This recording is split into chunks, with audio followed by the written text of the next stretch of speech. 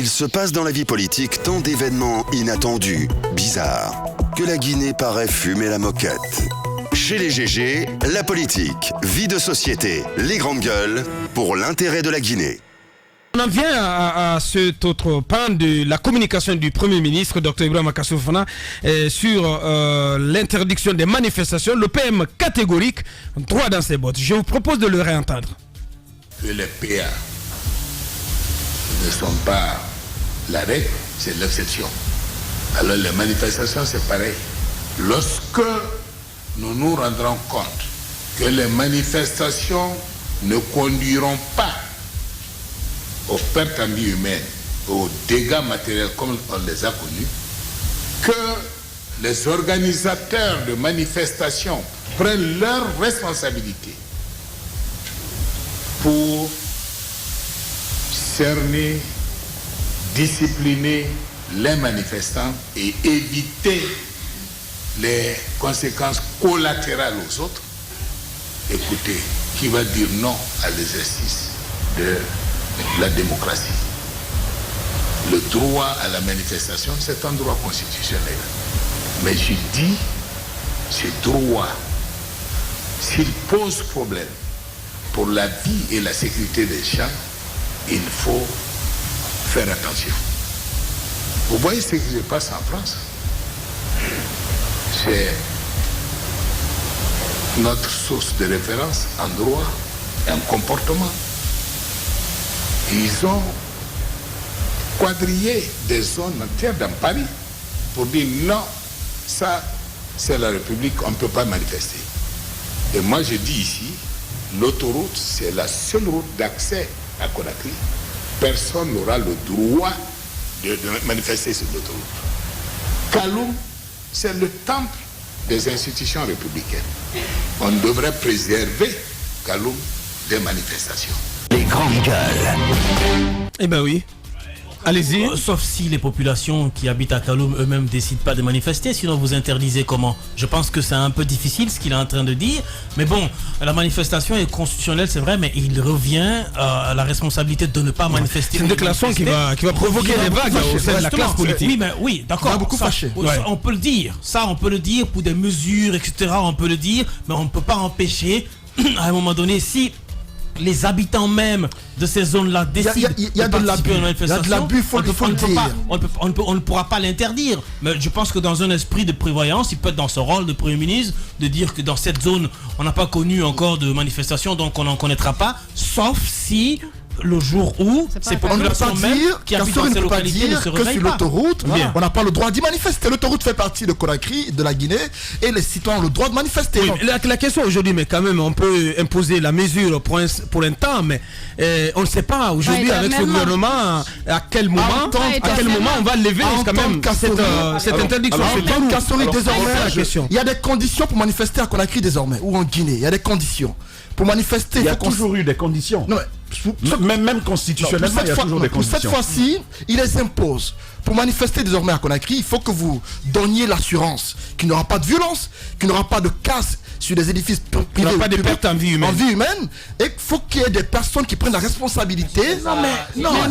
Mais c'est aussi la responsabilité de l'État. C'est d'abord la responsabilité de l'État. Désormais, c'est la condition qu'il pose. Mais non, ça n'a pas été toujours appliqué. Ça ne passe pas. Ça n'a pas été toujours appliqué. Non, il l'a pas dit comme ça. Antoine, il a dit ça comment? Non, il l'a pas dit comme ça. Il a dit ça comment? Les grandes gueules. Si vous permettez, j'y vais si vous permettez très rapidement. Je pense qu'il y a une inversion des pôles de responsabilité. On vous dit désormais, quand vous devez manifester, il faut cerner. Il faut que vous nous rassuriez que quoi déjà, Antoine Kourma? Il faut cerner. Qu'il n'y aura pas de mort. Il n'y aura pas de violence. Qu'il n'y ait pas de violence. Qu'il y ait de la discipline. Et puis, qu'il n'y ait pas de mort. Mais qui garantit cette sécurité du citoyen? C'est l'État. C'est quand même l'État. C'est quand même l'État. Moi, on peut me dire, le manifestant, et je veux revenir pour ne pas perdre certains éléments de cette analyse que je voulais faire. Je veux commencer par dire que ce qui me plaît, je vais vous dire, ce qui me plaît avec Kassory Fofana, c'est qu'au moins on sait ce qu'il pense. Et il le dit très clairement. On sait à quoi s'en tenir avec lui. Quelle réponse apporter à ces positions. On sait précisément, quand on est de la société civile ou on est de l'opposition, on sait quelle réponse opposer à ces prises on sait dans quelle direction il va. Prises de position. Ça, c'est un premier regard. Mais de l'autre côté, on vous dit, il dit une autre chose importante que d'ailleurs nous avons souligné ici depuis toujours. Je pense qu'il y a toujours eu du débordement, de part et d'autre. Ces forces de l'ordre, et je vais en venir à elles tout à l'heure, mais également les organisateurs des manifestations en Guinée. Des manifestants qui n'ont rien à voir avec la manifestation qui est annoncée. Il y en a dans ce pays. Des gens qui, personnellement, moi j'en ai fait les frais. Oui, Moussa Moïse en a fait les frais. Roby, beaucoup d'autres journalistes ici et même d'autres citoyens en ont fait les frais. C'est-à-dire que ils viennent. Il y a la manifestation, il y a des manifestants qui sont dignes, qui manifestent dans le calme, mais il y a à côté de ces manifestations-là, des gens qui viennent s'y greffer, qui viennent faire n'importe quoi. Et d'ailleurs, dans le cours de notre actualité, on a pu quand même observer que parfois, il y avait même une invite faite par des leaders politiques à ces jeunes manifestants de faire n'importe quoi sur la chaussée. Ça également, on l'a vu en Guinée.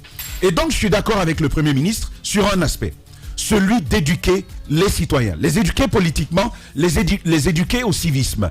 Il faut que chaque citoyen puisse exercer son droit dans les termes qui lui sont décrits par la loi. Parce qu'il y a quand même une délimitation à la manifestation en République de Guinée. Là-dessus, il faut avoir le courage et la sincérité, l'honnêteté de pouvoir le dire. Mais Kassori Fofana fait mal. Ce gouvernement fait mal sur deux aspects.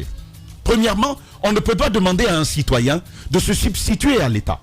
Je ne peux pas garantir la sécurité de Roby dans une manifestation de journalistes. Je ne peux pas. Je n'ai pas cette qualité, je n'ai pas ces compétences, je n'ai même pas ce mandat. Moi-même, je suis manifestant. Il est manifestant. Voilà, alors, je garantis ma propre sécurité. L'intégrité physique, la préservation de l'intégrité physique du citoyen relève de l'État d'abord. On peut structurer les manifestations, les organiser pour qu'elles ne soient pas sauvages, pour qu'elles ne soient pas désordonnées. Mais la responsabilité première pour assurer la sécurité du citoyen en période de manifestation, c'est bien l'État. Monsieur Kassori Fofana ne peut pas demander un engagement, une caution écrite aux leaders politiques, aux leaders de la société civile, aux organisateurs des manifestations, pour leur demander, dites-nous qu'il n'y aura pas de morts, il n'y aura pas de blessés. C'est pas notre travail que de le faire. De l'autre côté, c'est le deuxième aspect que je reproche à cette communication. L'interdiction de manifestation est devenue la règle en Guinée. Il parlait tantôt d'exception, mais aujourd'hui... Parlant de PA. Exactement. Parce qu'il faut aussi insister là-dessus, les PA, le dispositif va être maintenu. Mais au-delà des PA, Bakar Diallo, où est-ce qu'on manifeste aujourd'hui? Même dans les zones où il n'y a pas de PA. Est-ce qu'on vous autorise à manifester ici à Conakry? Non, pas du tout. Et même à l'intérieur du pays, vous demandez à manifester, on vous le refuse systématiquement. Des grandes gueules. Même ceux sur qui on pouvait espérer. Des militants et des acteurs de l'opposition devenus maires aujourd'hui interdisent systématiquement les manifestations. L'interdiction de manifestation est devenue la règle en République et c'est anticonstitutionnel. L'autorisation est devenue l'exception. Exactement, c'est devenu l'exception. Moi, j'aurais compris. Parce que les violences avaient atteint un certain moment où on voyait des citoyens s'en prendre à l'armée, comme on a vu du côté de Bambeto. Moi, j'aurais compris qu'on nous dise, c'est juste pour un mois, le temps pour nous d'asseoir les choses. Effectivement. Mais depuis ce moment, jusque-là, c'est ce qui est en train de continuer. Mais je vais vous dire, ce genre de restriction ne marche souvent que sur une période. Ça ne peut pas tenir longtemps. Bien. Il est de la nature de l'individu, de l'homme, de se rebeller, de s'indigner et de se lever contre l'injustice. C'est une nature inhérente. Se révolter, ouais. Et donc, je pense qu'à un certain moment, les Guinéens réagiront. Et ce n'est pas un appel à un soulèvement. C'est de l'ordre des choses. C'est de l'ordre des choses. La naturelle des choses. Je pense que le gouvernement doit prendre connaissance de cela. Il doit prendre la graine de ce qui a existé par le passé et définir une meilleure façon d'agir, d'encadrer ces manifestations. La cité. Allez-y, Jacques. Les manifestations sont interdites. Je crois que il l'a réaffirmé. Ce n'est pas tout ce qui est venu après, il faut garantir. On sait pertinemment que les organisateurs, par habitude, donnent un certain nombre de garanties quand ils partent bien naturellement obtenir déposer des lettres d'information au niveau des mairies. Mais ça ne suffit pas. il va falloir que l'État puisse accepter d'encadrer les manifestations. Parce que par expérience, même si bien entendu il y a eu de part et d'autre de la mauvaise foi, c'est-à-dire d'une part l'État lui-même qui n'acceptait pas que les manifestations aient lieu, donc créer toutes les conditions par ailleurs qu'il y ait débordement parce qu'il n'y a pas de sécurité sur le terrain, et puis de l'autre côté les organisateurs qui n'arrivaient pas aussi à éduquer suffisamment les protestataires qui descendaient sur le terrain. Sinon nous avons pu avoir une manifestation ici sans violence. Ça veut donc dire que si l'État accepte de contrôler, si l'État accepte d'encadrer, il y a possibilité de manifester sans violence. Mais ce qui est derrière cette interdiction de manifestation, c'est quoi? C'est que Kassory a une arme. Son arme, c'est bien sûr cette mesure. Et cette mesure désarme de l'autre côté toutes les forces d'opposition dans notre pays, que ce soit les organisations de la société civile, que ce soit les partis politiques. Parce que depuis qu'il est arrivé, on se rend bien compte qu'il n'y a plus une seule manifestation d'envergure dans ce pays. Pourtant, quand il était dans l'opposition, il l'a pris par lui à des manifestations. Merci. Allez-y, Madame Yero. Non, mais il parle notamment de Kaloum. Vous savez qu'à Kaloum, les manifestations sont spontanées. Et ces derniers temps, même après cette interdiction, il y a eu des manifestations de femmes, notamment à Kaloum. Des élèves aussi, on en a vu, même si par la suite, il y a eu des réactions des agents des services de sécurité. Mais il faut le reconnaître, ça ne donne pas une bonne image à la Guinée. La manifestation, les dirigeants peuvent se réjouir, mais on tend vers une gouvernance plus autoritaire. Il y a l'autoritarisme qui est en train de s'installer. Les citoyens ne jouissent plus de leur droit à manifester. On a même interdit un marathon ici. Un marathon des activistes des droits de l'homme. On a interdit cela. Dans quel pays on est? Une grève de la faim. Dans quel pays on est? Je ne sais pas comment est-ce qu'on peut se réjouir de cela et dire que qu'est-ce qu'un marathon peut faire par rapport à la quiétude sociale. Qui est-ce qu'on peut déranger par rapport à cela? Moi, à un moment donné, je pense qu'on a vu des manifestations qui se sont parfaitement bien déroulées ici. Moi, j'ai participé à des manifestations où j'ai vu des agents des services de sécurité dialoguer, échanger, communiquer. J'ai plusieurs fois vu le colonel Bala Samoura, je ne sais pas s'il est toujours colonel, avec des gens qui sont dans la manifestation, échanger avec des jeunes. À Bonfi, par exemple, à un moment donné, l'opposition voulait revenir par là, en revenant vers l'aéroport. Il voulait plutôt aller vers la casse. Il est venu, il a échangé avec les gens qui ont compris. Il y a des jeunes qui étaient agités, surexcités, qui ont même fait jeter des projectiles. Il les a calmés. Et ça s'est bien passé. Je pense que c'est ça le rôle régalien des agents des services de sécurité. Faire en sorte que, encadrer les manifestations, faire en sorte que tout se passe bien. Et peut-être mettre main sur les brebis galeuses et de façon professionnelle. C'est tout ce qu'on peut réclamer à un État. Mais interdire toute forme de manifestation dans une république, là on n'est plus en démocratie, on ne peut pas s'en réjouir. Merci. Antoine, en 30 secondes. En 30 secondes, juste, je ne veux pas revenir sur tout ce que les autres ont dit, mais juste rappeler que Kassory hier dans sa communication, tout ce qui a été dit après l'exposé du bilan était planifié. C'était d'ailleurs ça le but de la conférence, parce que ça a été dit qu'aucune question n'allait être détournée. Tout serait répondu et on savait le contexte dans lequel nous sommes. Et donc hier, la communication principalement portait sur la question de la Constitution et des mesures envisagées par le gouvernement. C'est l'impression que j'ai eue et c'est le constat. Merci Antoine. C'était donc nos premiers commentaires sur cette sortie hier du Premier ministre Dr Ibrahima Kassory Fofana.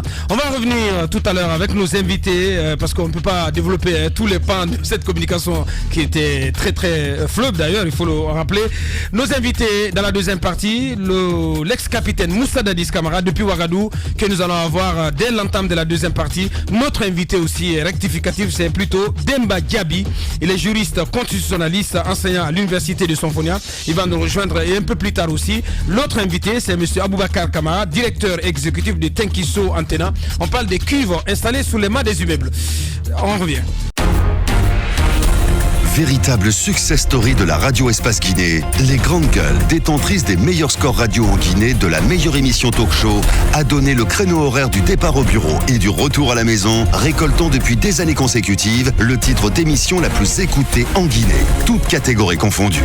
Un grand total de plus de 5 millions d'auditeurs ont été fidèles au talk show Les GG, diffusé jour après jour sur toutes les stations du réseau Adafo Média de 9h à 10h30, un exploit qui restera longtemps dans les annales de la bande FM en Guinée.